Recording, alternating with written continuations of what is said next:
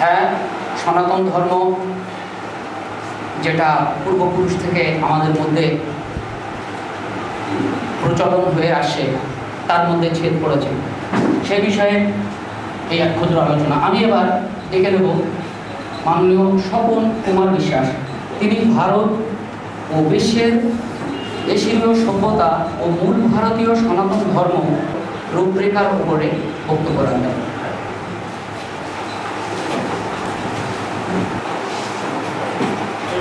এই অনন্য সাধারণ সভার সভাপতি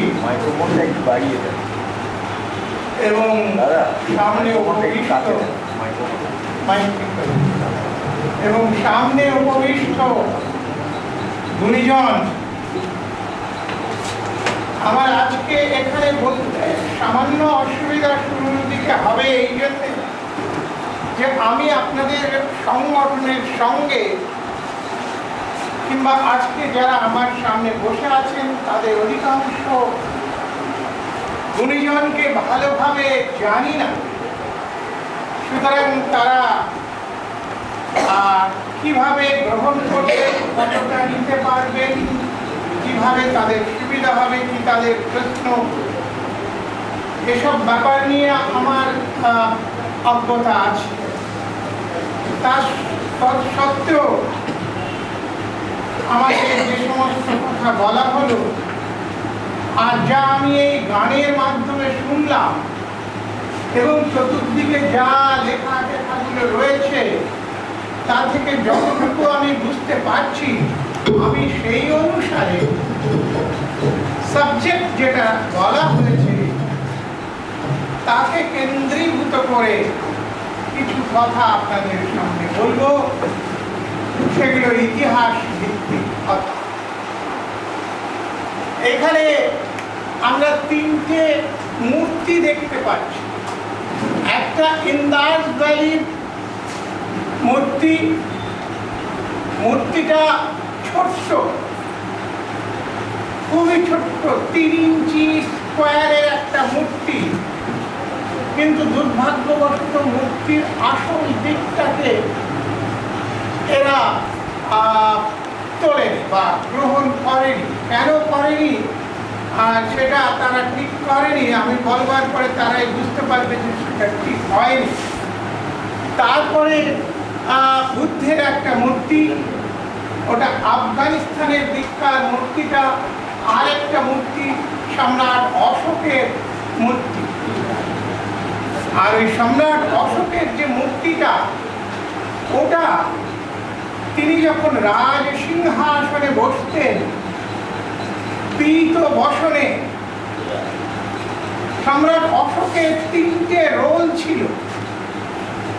আমরা যদি সম্রাট অশোককে একটু চিন্তায় ভাবতে চেষ্টা করি তাহলে অবাক হয়ে যাবো। আমরা ভাবতে পারবো না, যারা ভাবতে চেষ্টা করেছেন তারা অবাক হয়ে গেছে।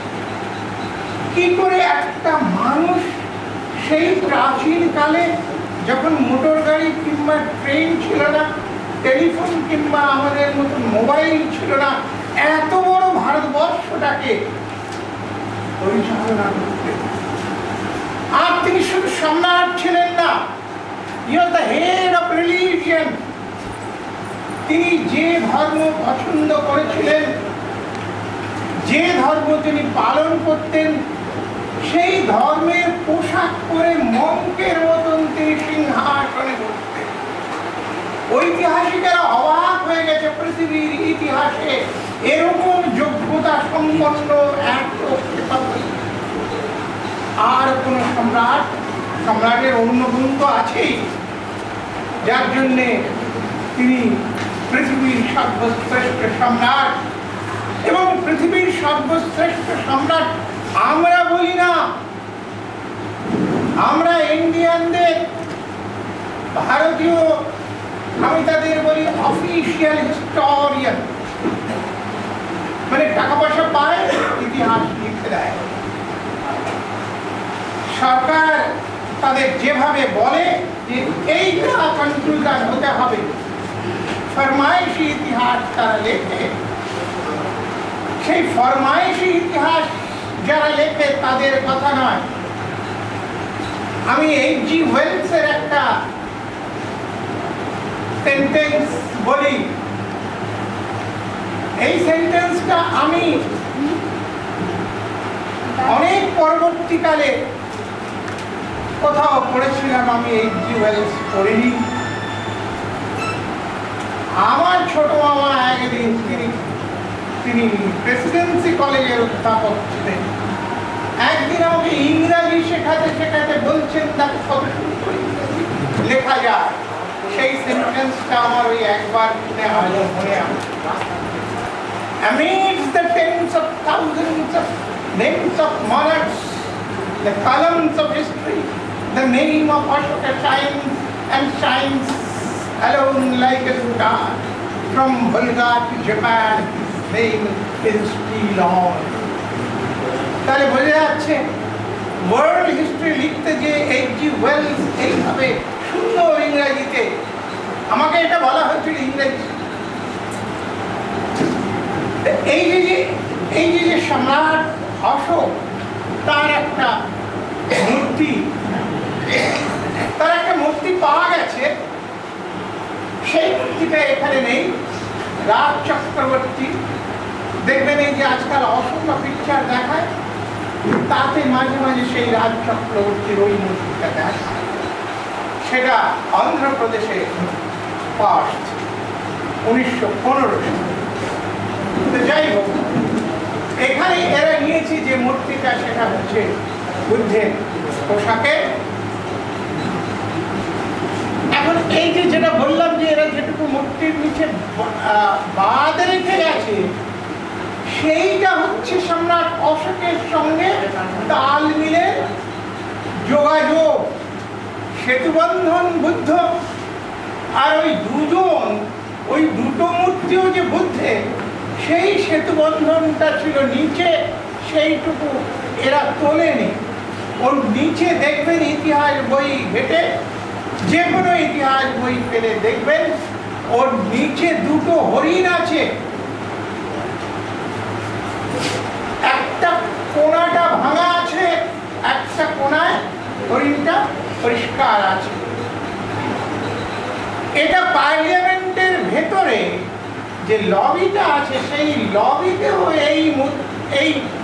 এই যেটাকে বলা, এটা একটা ছোট ডিস্ক মতন, মানে বলে ইন্দাস ভ্যালি থেকে যে সমস্ত ক্লে ট্যাবলেট পাওয়া গেছে পোড়ামাটির, ছোট ছোট শিলমোহর, একটা সিল মাত্র। এই সিলের পার্লামেন্টের ভিতরেও যদি কখনো কোনো কারণে যাওয়ার সুযোগ হবে, দেখতে পারবেন একেবারে একটা গেটে একটু পরেই এই মূর্তিটাকে ধরা আছে, ওই কোনটা ভাঙা।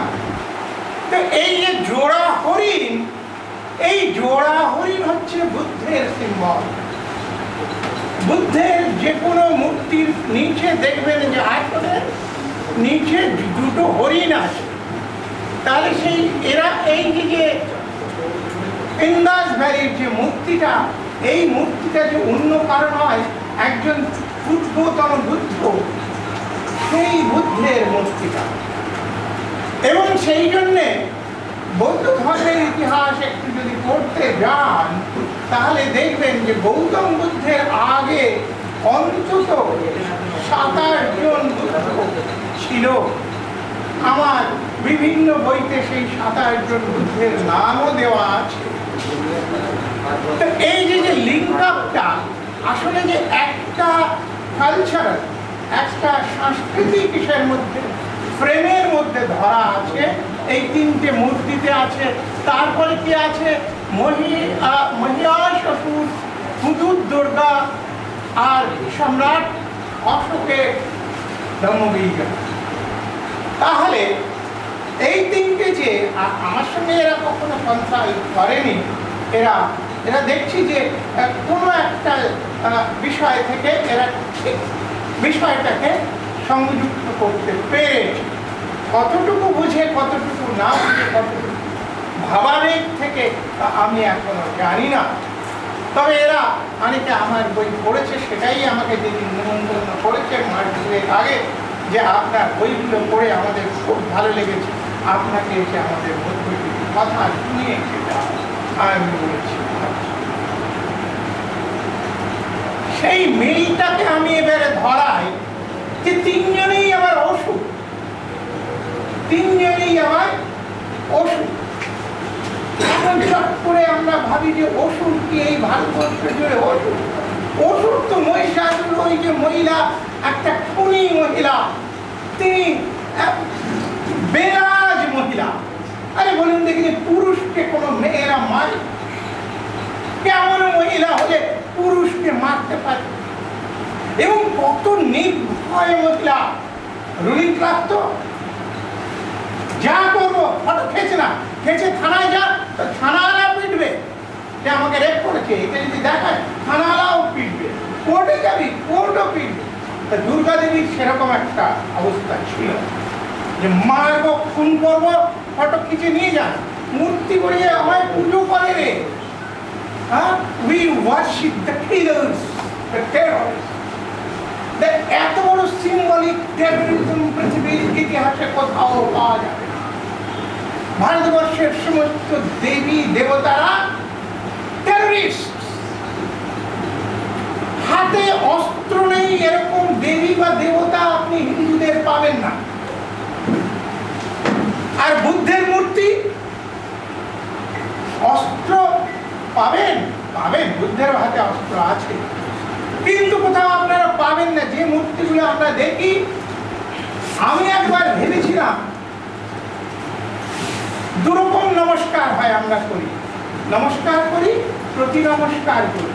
অর্থাৎ ছোটরা যখন নমস্কার করে প্রতি নমস্কার করি, বড় কারোর সামনে পড়লে আমি প্রথমে নমস্কার করি।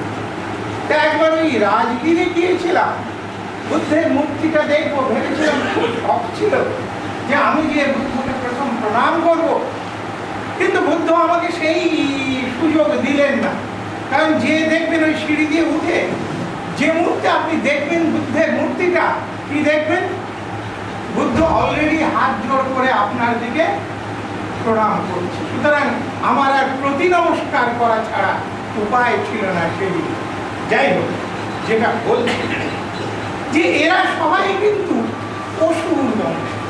আর চক্রবর্তী এই যে দুর্গার দেশে, এত বড় ক্ষমতার দেশে, এত বড় টেররিস্টের দেশে, বুদ্ধের হাতে তো অস্ত্র নেই, ওই প্রণাম করছে।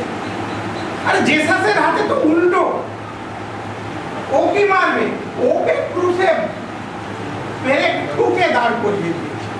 পৃথিবীতে একমাত্র আমাদের দেশে হিন্দুদের দেখতে একেবারে রঙ দেবী, জশ্ন দেবী, ধর্ম দেবী, জয় দেবী, তারাও এটা করছে, আমরাও তাই প্রার্থনা করছি অঞ্জলি। তো যাই হোক, তথাপি এটা দুর্গার দেশ নয়, এটা বীর অসুরের দেশ। যদি আমরা ইতিহাসে যাই, ইতিহাসের যত ভারতীয় অফিসিয়াল হিস্টোরিয়ান আছে, আমি তাদের চ্যালেঞ্জ করে রেখেছি যে তোমরা ভুল বলছো। তোমরা বলো যে ভারতবর্ষের ইতিহাসের মেটেরিয়াল নেই, বাজে কথা। মেটেরিয়াল নেই কেন বলে? ওরা বেদ, উপনিষদ, পুরাণ ইত্যাদি ইত্যাদিগুলোকে ইতিহাস বলে মানে না। ওগুলো হচ্ছে ভগবান দিয়ে গেছে না বেদ। সুতরাং এটা হচ্ছে মেটাফিজিক্যাল বিষয়বস্তু, মিথোলজি, স্বর্গের ব্যাপার। সে অনেক আধ্যাত্মিক চিন্তা ভাবনা একটু একটু বুঝলে বুঝবে, না বুঝলে তোমাদের ক্ষমতা নেই। ও কেবলমাত্র ওম বোম যারা করে, ঘন্টা নেড়ে খায়, তো তারা ছাড়া যারা জ্ঞান চর্চা করে খায় বা কর্ম করে খায়, তারা ওসব বুঝতে পারবে না। সুতরাং ওগুলোকে ওরা ইতিহাস বলে না। কিন্তু আমি বলেছি দেখো, এইগুলোই হচ্ছে এফআইআর। ভারতবর্ষের ইতিহাসের প্রথম যদি এফআইআর থেকে দেখে থাকে এইগুলো। সুতরাং সেই ভিত্তিতে যদি আমরা যাই, যেমন আমি এই পরশু দিনকে বাঁকুড়ায় গিয়েছিলাম অসুর পুজো করতে। এটা ৫ম বছর। আমি প্রথম বছরে আমি তখন দিল্লি থেকে এসে পুজো করে চলে গিয়েছিলাম। সেটাই ছিল প্রথম ভারতবর্ষে, এই আধুনিক বর্তমান ভারতবর্ষের প্রথম ট্রাইবাল লোকেরা করেছিল। ফিরে দিল্লিতে যাওয়ার পরে দেখলাম তার 10 দিনের মাথায় জেএনইউর ছাত্ররা অসুর পুজো করছে এবং প্রতি বছরই করছে, গোলমাল মারপিট, তাও তারা অসুর পুজো করছে। দুটোর মধ্যে একটা বিরাট পার্থক্য আছে।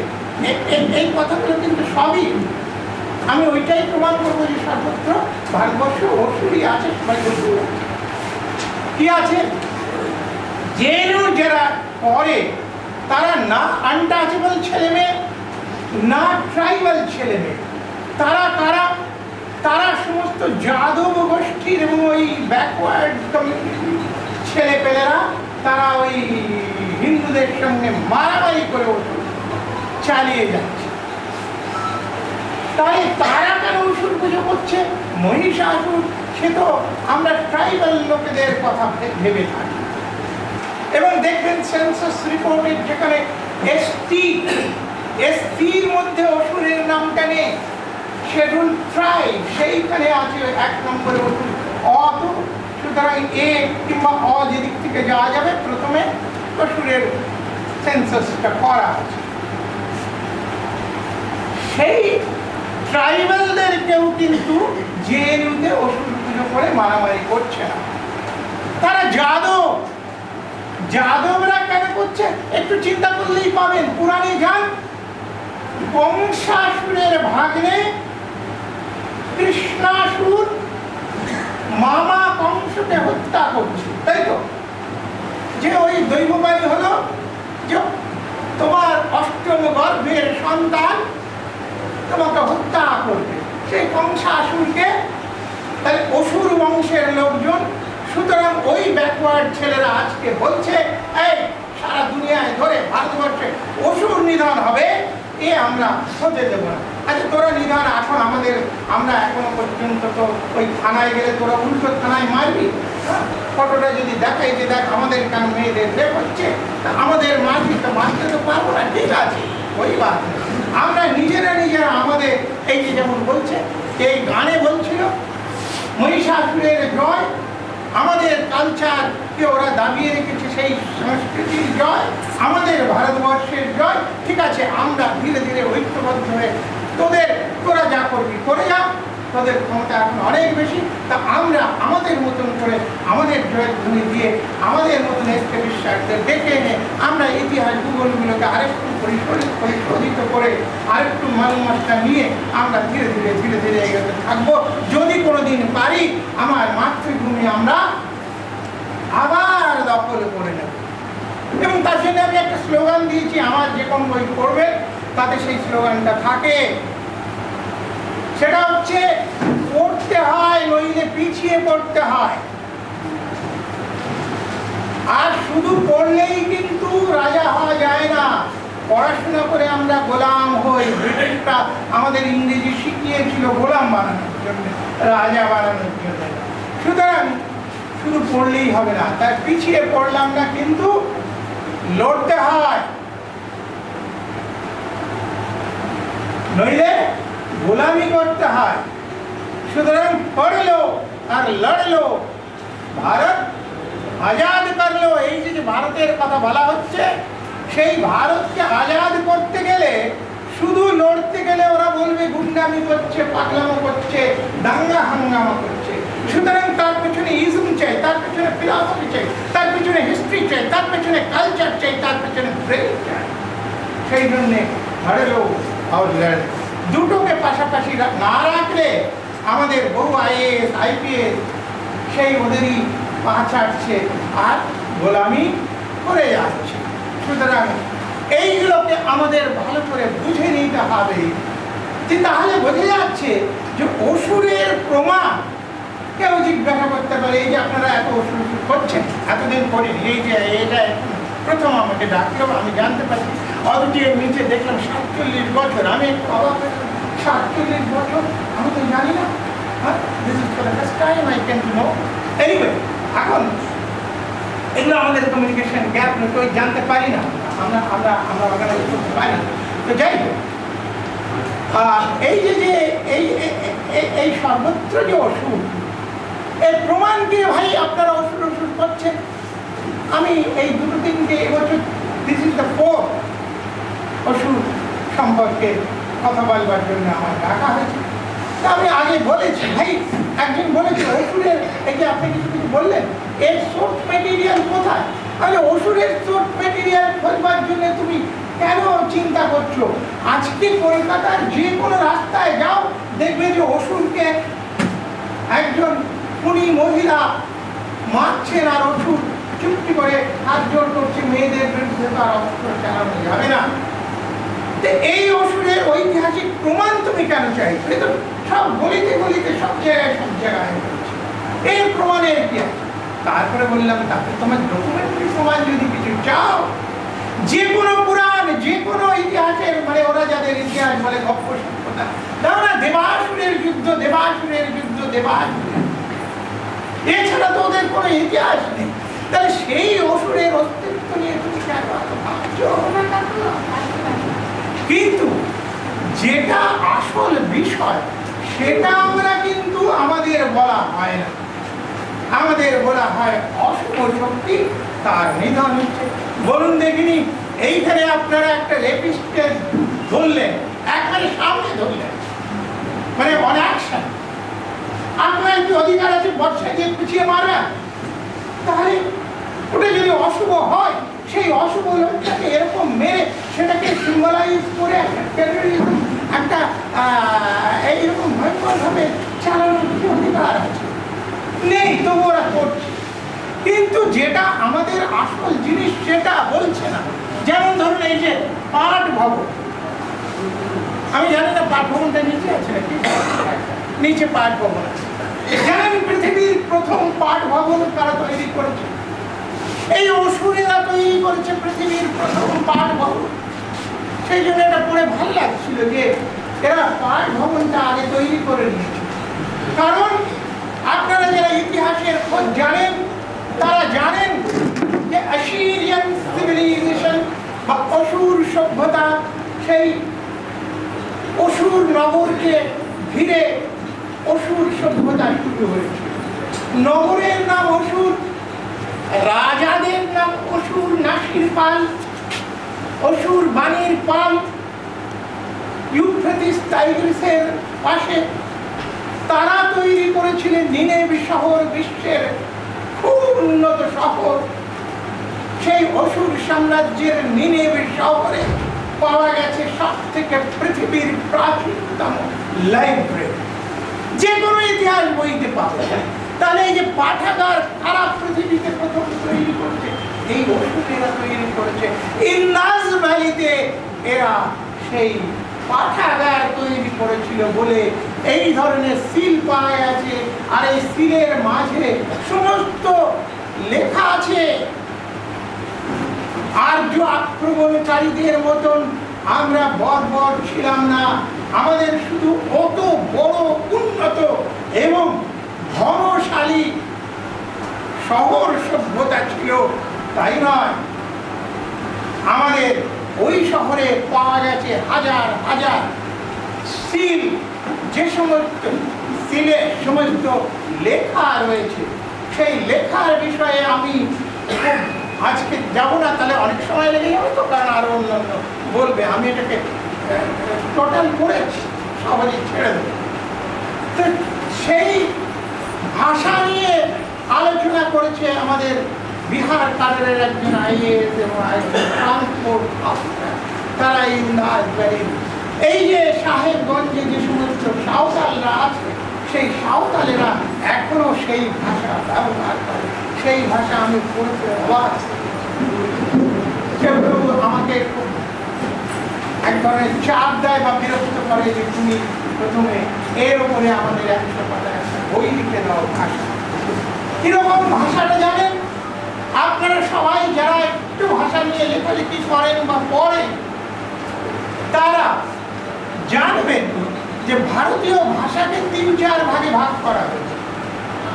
আরিয়ান ভাষা প্রথম দিকে বলতো, তারপরে যখন ম্যাক্স মুলার স্বয়ং বলতে থাকতে না আরিয়ান বলে কোনো ভাষা হয় না, তখন তারা বলছে কি ভাষা? ইন্দো আরিয়ান ভাষা। আরেকটা ভাষা বড় যেটা গ্রুপ, সেটাকে কি বলে? অস্ট্রিক, প্রোটো অস্ট্রোলয়েড বা অস্ট্রিক ভাষা। ইন্দো আরিয়ান তো বাংলায় টাংলায় করে টোরে লেখা, এই সংস্কৃত বেদ ইত্যাদি ইত্যাদিকে ইন্দো আরিয়ান। কিন্তু প্রোটো অস্ট্রোলয়েড বা অস্ট্রিক ভাষা কাকে বলে? আমাকে কেউ বলবেন একটু আপনাদের জ্ঞান অনুসারে?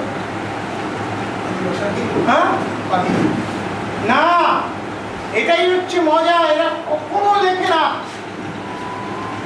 কখনো লেখে না। অস্ট্রিক ভাষা বা প্রোটো অস্ট্রিক অস্ট্রোলয়েড ভাষা মানে হচ্ছে অসুর বংশের ভাষা। এটাকে বোধহয় কলিড বলে একটা টার্ম দেওয়া হয়েছে। সিধে সিধে কথা বলতে গেলে বলতে হবে অসুরদের ভাষা, অসুর লিঙ্গুইস্টিক ব্রাঞ্চ থেকে যে ভাষা উদ্ভব সেটা হচ্ছে অস্ট্রিক ভাষা। এবং আমাদের জনসমাজের বিরাট অংশকেই বলা হয় এরা দ্রাবিড়, অস্ট্রিক, মঙ্গলয়েড বা প্রোটো মঙ্গলয়েড ইত্যাদি। মেজরিটি হচ্ছে অস্ট্রিক। এই অস্ট্রিক মানে অসুর বংশের। এই কথাটা কেউ লেখে না। একটি জায়গায় সুনীতি চট্টোপাধ্যায় ভাষার ইতিহাস লিখতে গিয়ে বোধহয় ভুল করে ফেলেছেন। গোপনটা আরো কিছু কিছু গোপন জিনিস উনি লিখে রেখেছেন, ভাবেননি যে এইসব জিনিসগুলো এসকে বিশ্বাস নামক একটা বাজে লোক করে ফেলে। তো যাই হোক, তাহলে ভাষা জিনিসটা যদি দেখতে চান তাহলে দেখবেন যে ভারতবর্ষে আমাদের যে ভাষার যা কিছু আছে সবই ওই অসুর ভাষা। শুধু আমাদের আসরিক বল বা শক্তি বা গুসা আজকাল আর নেই। একটা মিটিংয়ে বলছিলাম, জানেন আমাকে দিল্লিতে খুব বিরক্ত করে আমার সহ योद्धा, दादाजी बंगला में इतना बड़ा दलित मूवमेंट था, आजकल क्यों नहीं है?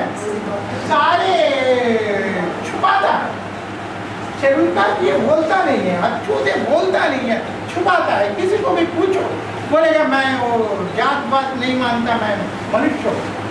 अरे जब भी बोलता है, कोई भी बोलता है मनुष्य हूँ, हम समझता है ये क्या है। तो ये क्यों है? और बंगाल में ही तो सारा कुछ आंदोलन हुआ, तो ये क्यों है? देखो আপনারা কেউ কিছু মনে করবেন না, কারণ মনে আঘাত লাগলে আমি কাউকে আঘাত দেওয়ার জন্য বলছি না। তা আমি তাদের একটা জবাব দিয়েছিলাম, তারা খুব মেনে নিচ্ছে এবং তারা বলছে ঠিক।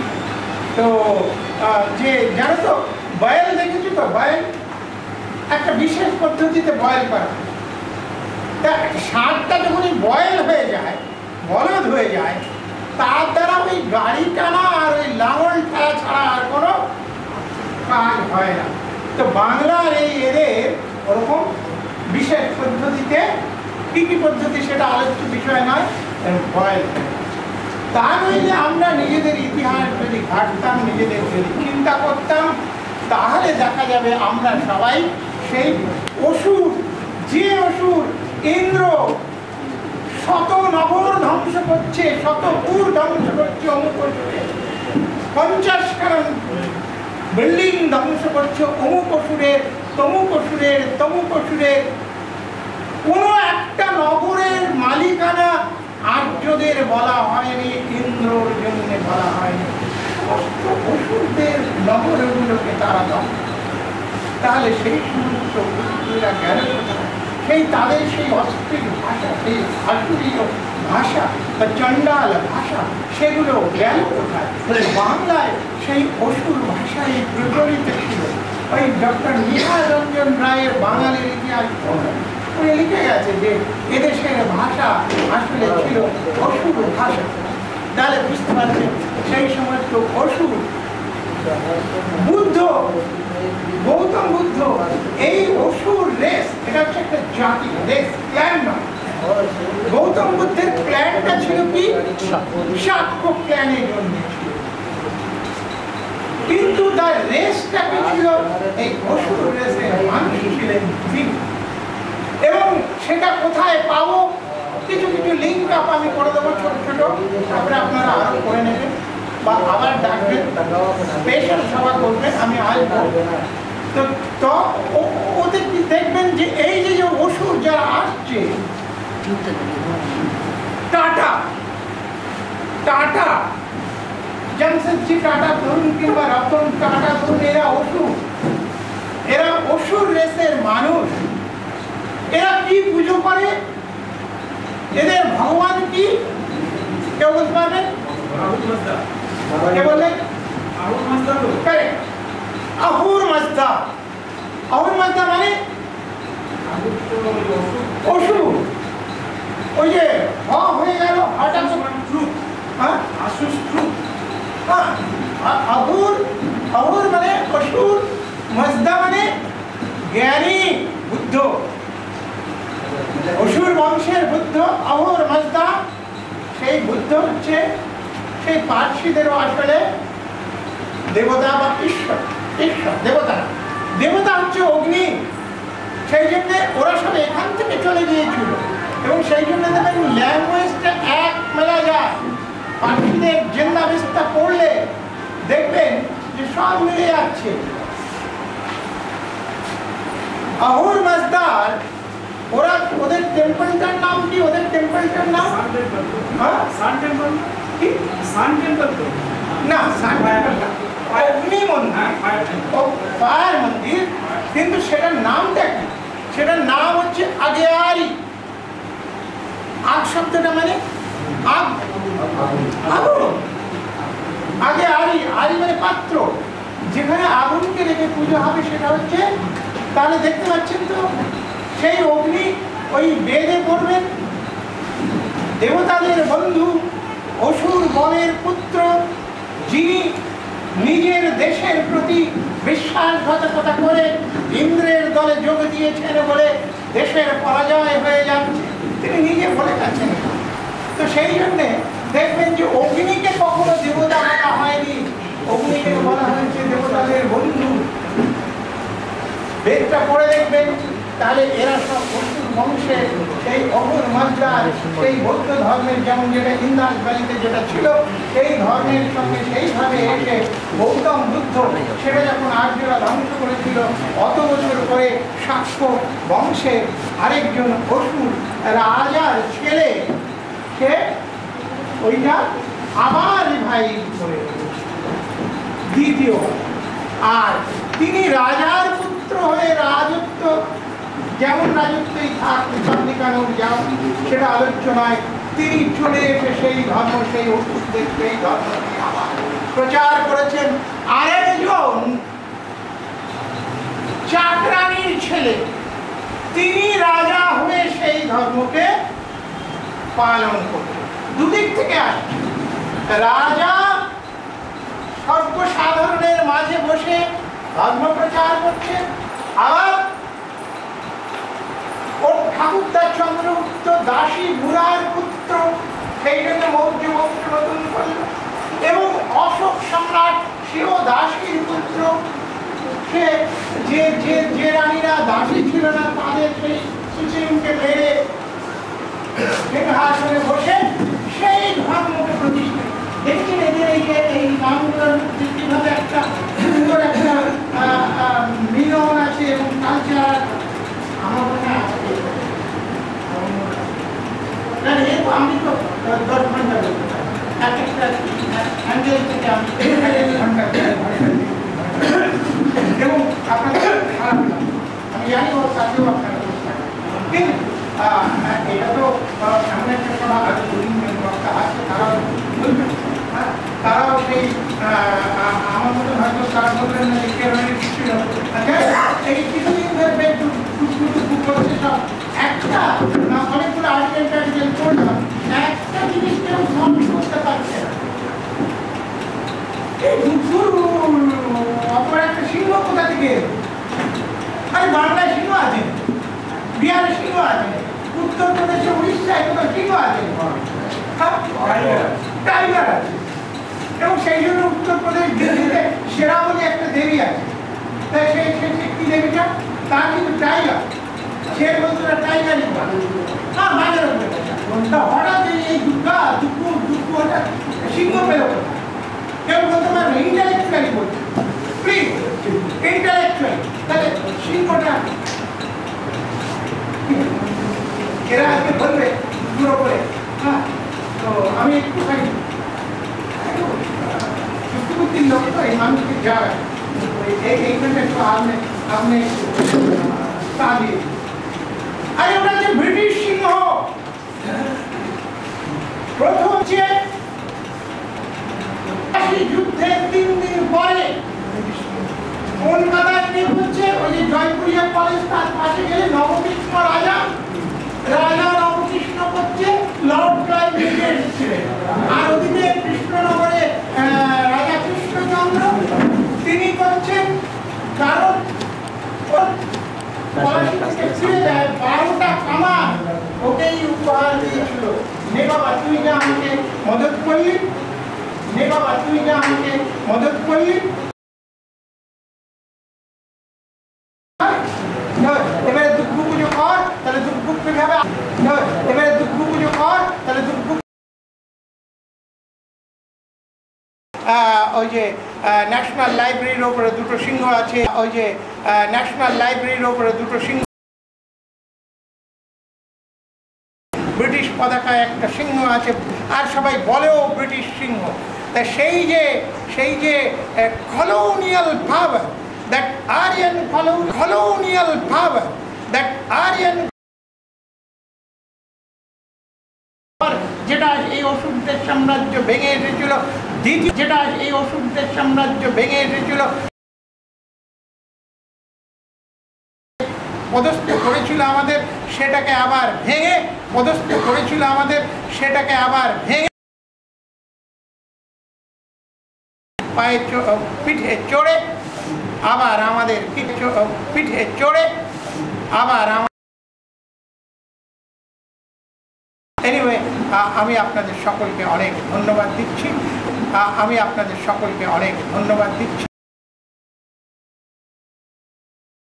ভাষার কথা একটু বলেছি রেসের কথা একটু বলেছি বেদ পুরাণের কথা একটু বলেছি রেসের কথা একটু বলেছি বেদ দিয়ে আপনারা আর পড়াশোনা করবেন চিন্তা ভাবনা করবেন এই আন্দোলনের আর পড়াশোনা করবেন চিন্তা ভাবনা করবেন ওরা বলে অ্যান্টি টেররিস্ট টেররিজম ওরা বলে অ্যান্টি টেররিস্ট ইত্যাদি কিন্তু আসলে ওরাই কিন্তু টেররিজমের বলেছেন অর্জুন মারাটাই তোর ধর্ম বাপ আছে অর্জুন মারাটাই তোর ধর্ম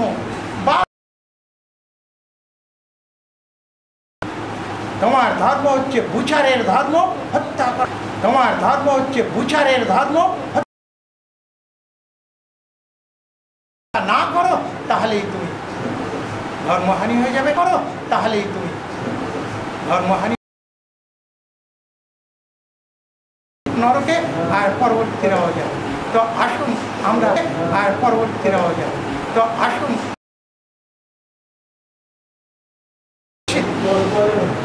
ধর্মীয় যেটা চলছে তার বিরুদ্ধে